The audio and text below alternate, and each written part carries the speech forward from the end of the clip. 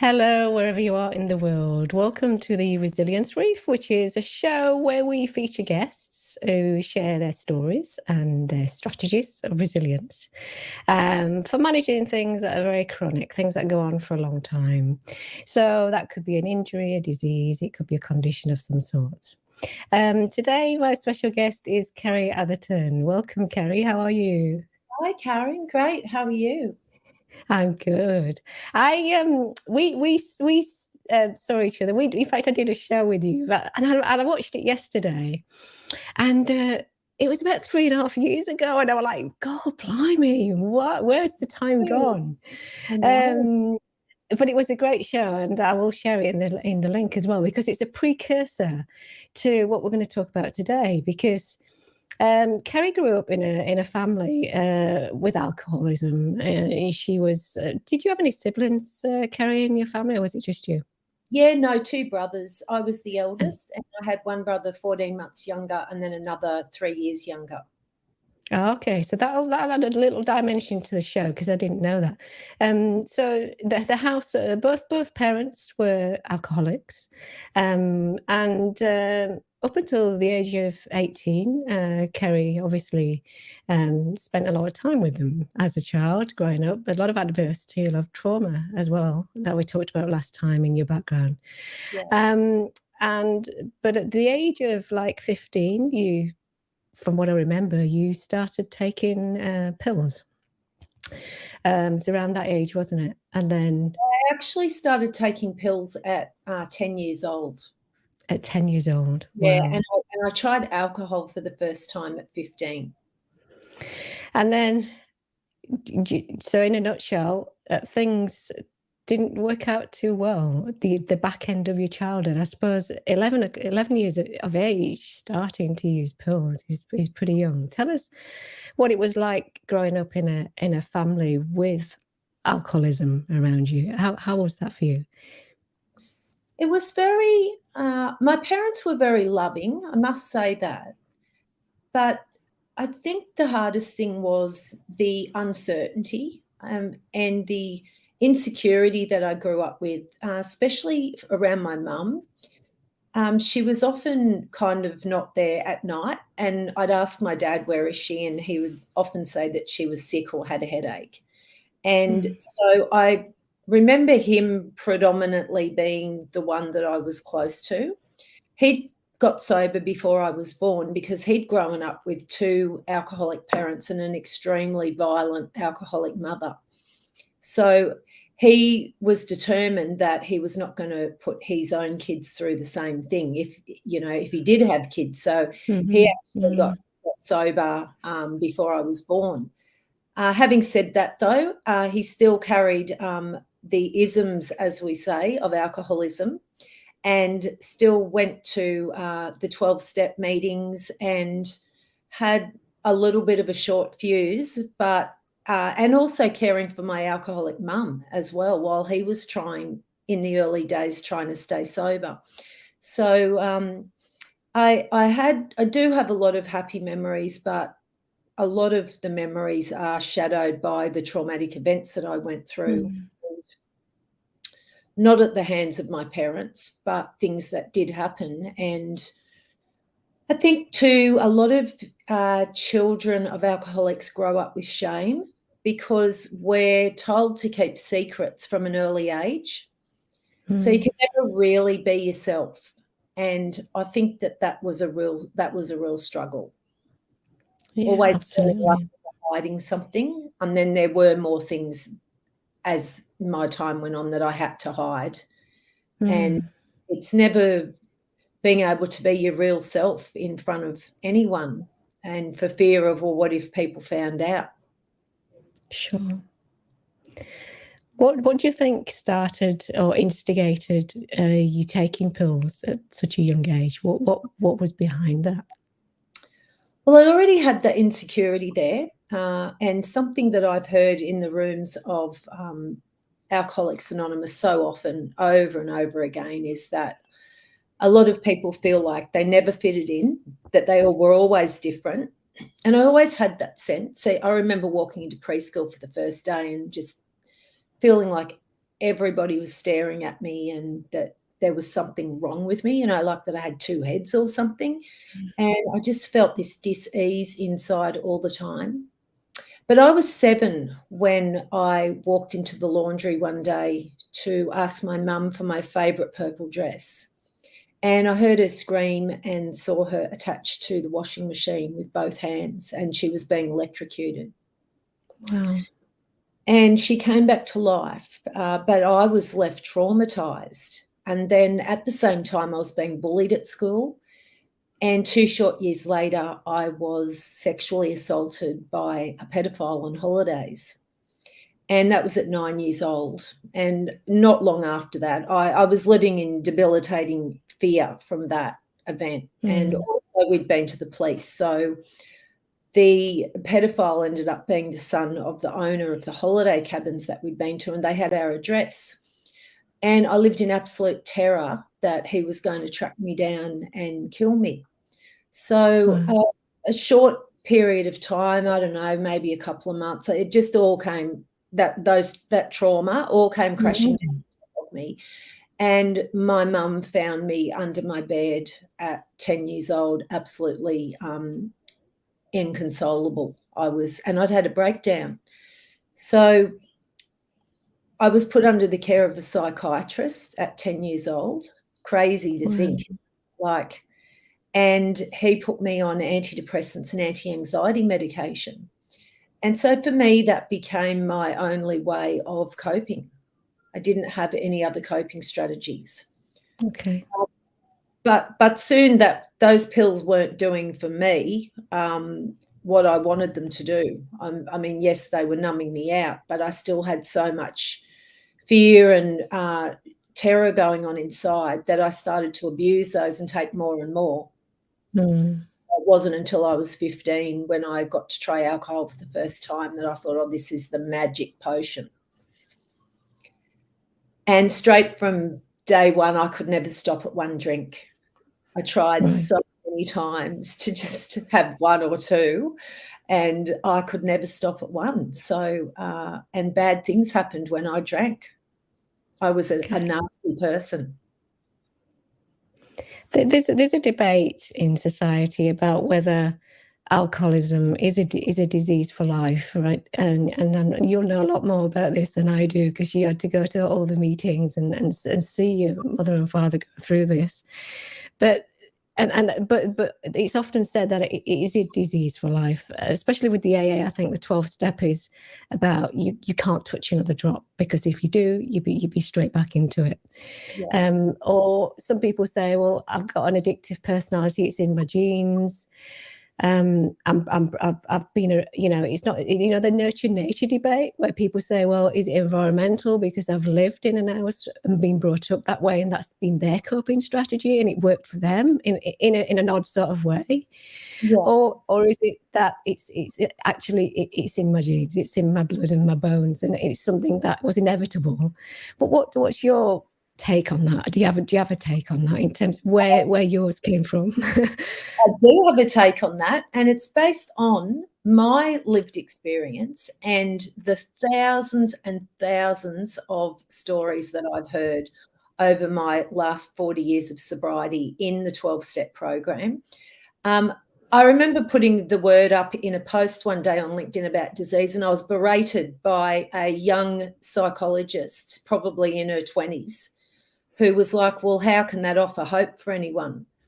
And I thought, I was taken back, because I thought, you don't have the life experience to be able to make a call like that. But the thing is that and I'm also an addictions counsellor. So with normal addictions, anyone can become addicted to drugs, because the drugs themselves are addictive. There's so many different addictions, but when it comes to alcohol, my experience has shown me, and the many people that I've that I've seen go, oh, yeah, I haven't drank for so long now, I can go and have a drink. And we've never seen them again.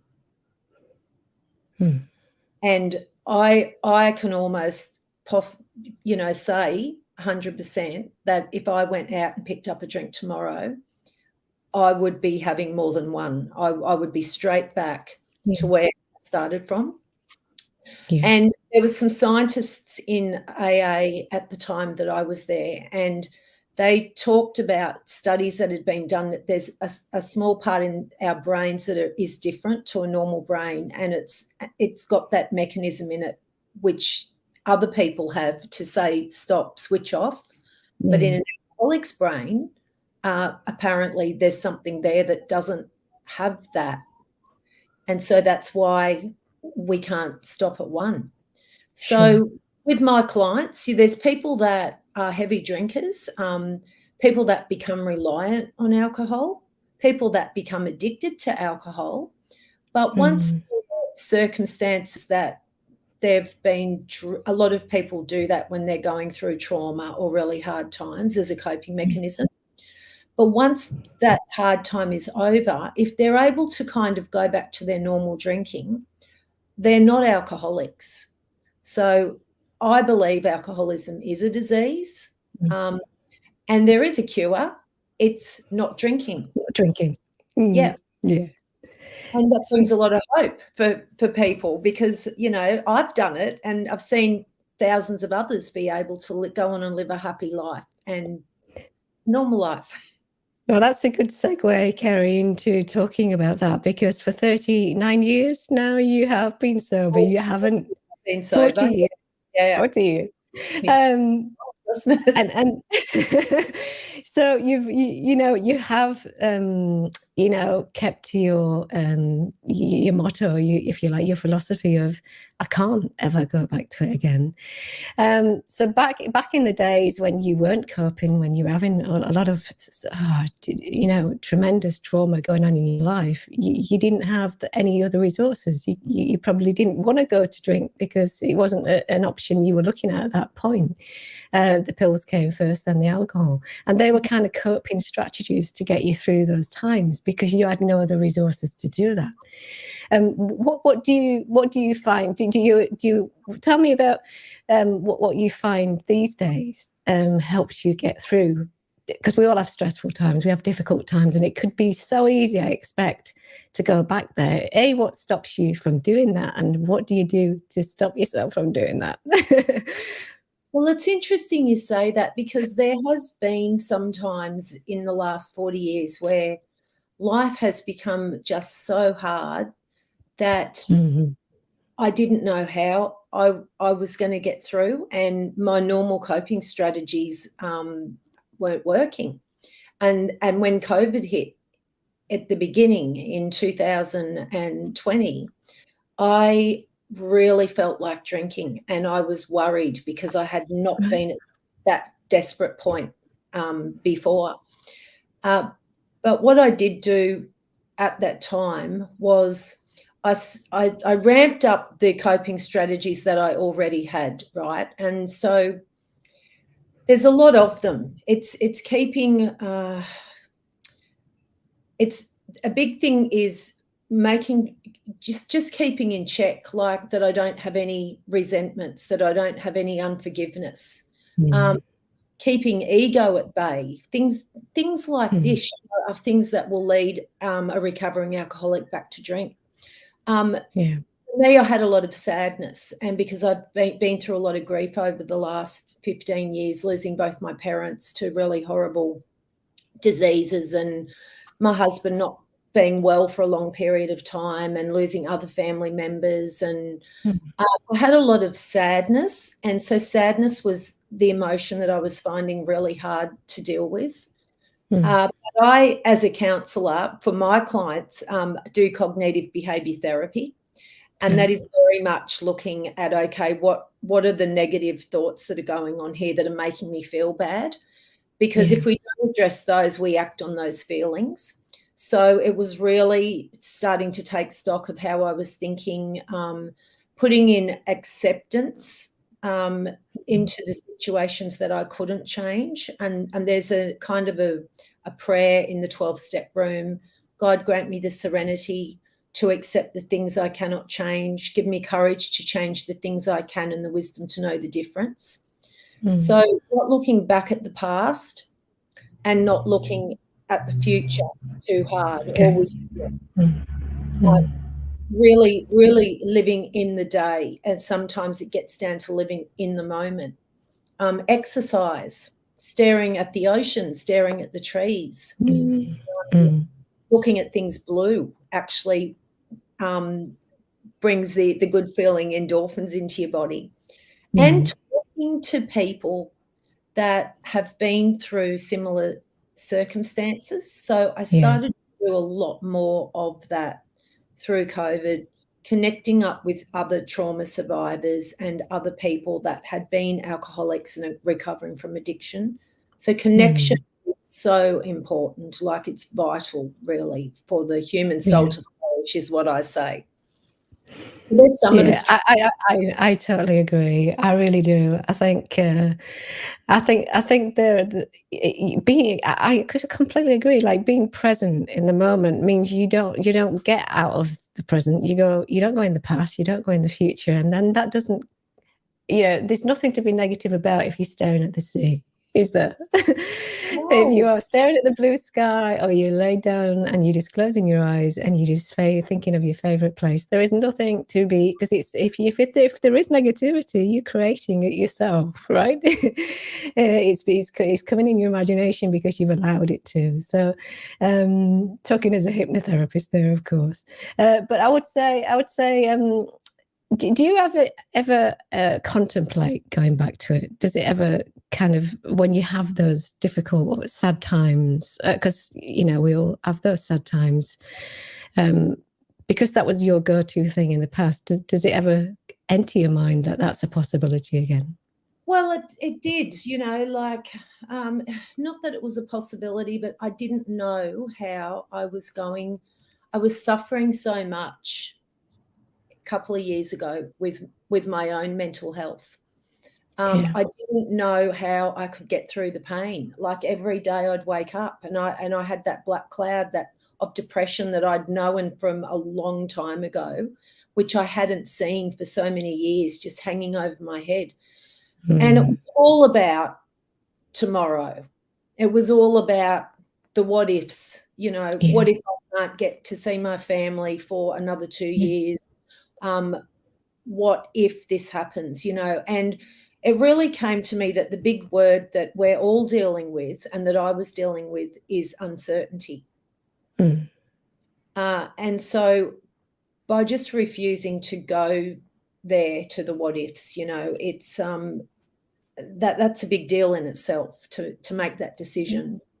No, I'm not going to give that any attention, because things can turn around so quickly.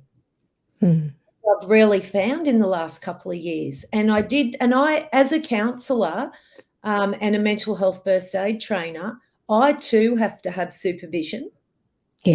So was really great that I found a new counsellor and somebody that could just sit and really listen, because I'm a listener for everyone else, and I needed somebody to just listen to the pain that I was going through, and that just was a massive load. Absolutely. And I'd say that to anyone out there that is thinking, oh, maybe I should go and see a counsellor, but I don't know if I want to.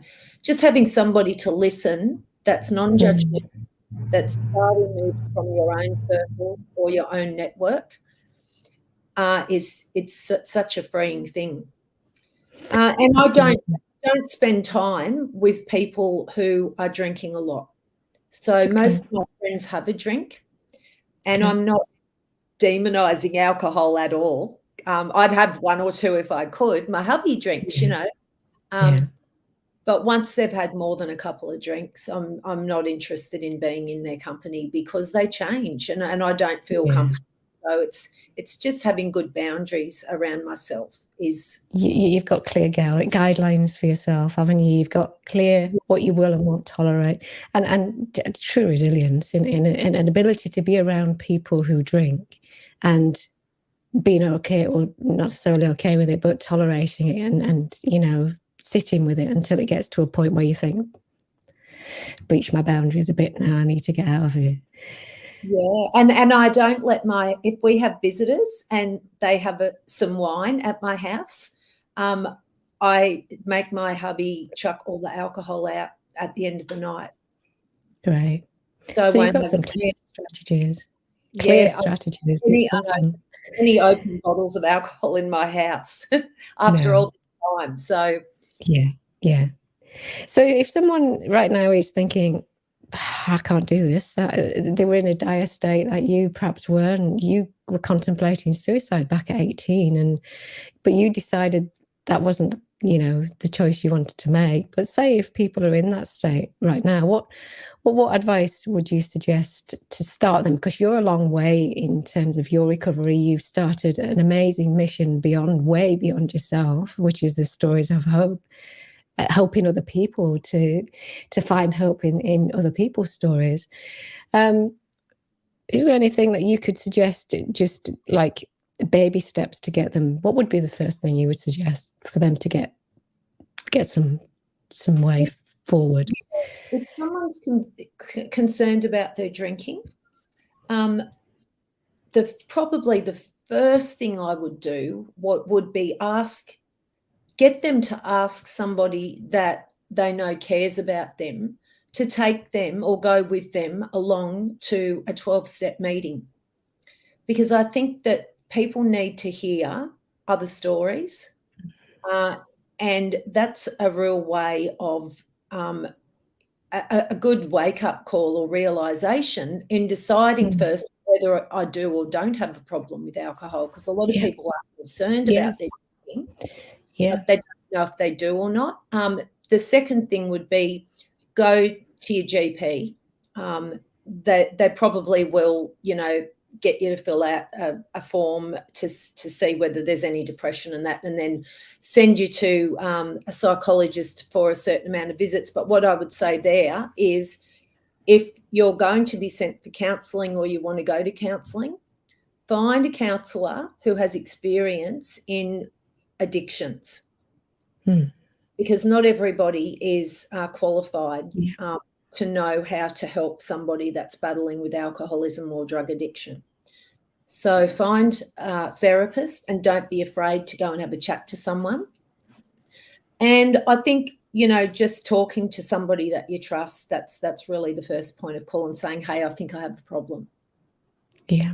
Somebody who has a caring, listening ear, really, in terms of is not going to judge or critique or criticize or tell you to just get yourself together and get over it, because we know that alcoholism comes from somewhere. And usually, like you were saying before, that a lot of people who turn to alcohol or drugs or whatever it might be, gambling, you know, porn addictions, any kind of addictions, is there's usually something in their past that is unresolved. It needs to be resolved before they can move forward with things. And it's worth just talking to somebody and talking that out and saying, you know, I think there might be something in my past, I'm not sure, but perhaps I need to get that resolved, and then the alcohol may no longer be a problem, in a sense. Then we can start building the skills and resilience to manage that. Do you know what I mean? Yeah. And can I just add that if you're out there listening and your family members or wife or husband are saying to you, hey, I think you have a problem, listen to it. Because so many people don't listen to that. But that's the true telltale, is if people around you are starting to be affected by your drinking. And we talk about 4 L's. Is it affecting your love life? So relationships. Is it affecting your liver? Sickness. Is it affecting your livelihood? Are you losing days off work because you've got hangovers? And the last one is the law. Have you had DUIs or violence orders against you? Because some people turn violent when they drink and they have a problem. So those 4 L's are the real telltale signs that things are getting out of hand. That's good. And often when you're so involved in it, it's like anything, grief, loss, trauma, anything. It's like you don't appreciate it's a problem because there's a lot of denial goes on, and a lot of protective strategies because if that's your only resource to deal with something, you don't want that whipped away. You don't want a void of now having no resources to be able to deal with, coping with what you're having to deal with or what's been in the past that you're having to deal with. Yeah. So it's good to have that objective, I agree, that objective voice that says, this is not going well. This needs to be looked at, in a kind way. I've heard people say it in a very kind of condescending way or uncaring way. And I think that's the problem, is how you deliver that message, isn't it? In a way that's not victimizing them or to, blaming them to get the help that they need. Yeah. That's right. And alcoholism is called the disease of denial, because what happens is delusion sets in. And that's why the alcoholic often and the drug addict often don't stop until they hit a rock bottom of sorts, because they blame people, places and things around them. They can't actually see, and especially if family members are enabling them to keep going, covering up, giving money like for electricity, but really, what are they going to use it on? So until they're allowed to be in their own mess and have a real insight into, gosh, there's a common denominator here and it's me. It's alcohol, it's drugs, it's not everyone else out there. Usually people won't be ready to stop, but having loving family members there waiting in the wings is so important. Absolutely. Well, it's been a real pleasure having you on the show again, catching up all this time.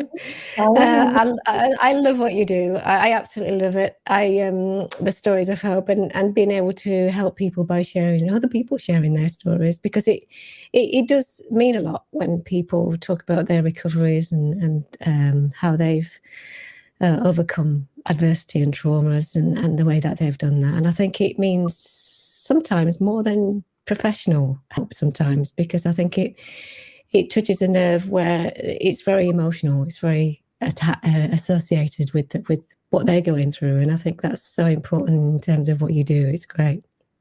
Thank you. That's right. Nobody knows what the journey is like, but the person who's walked the journey. And that's the greatest hope that, can be offered to someone else, is when someone that's watching on sees that person come out the other side. Absolutely.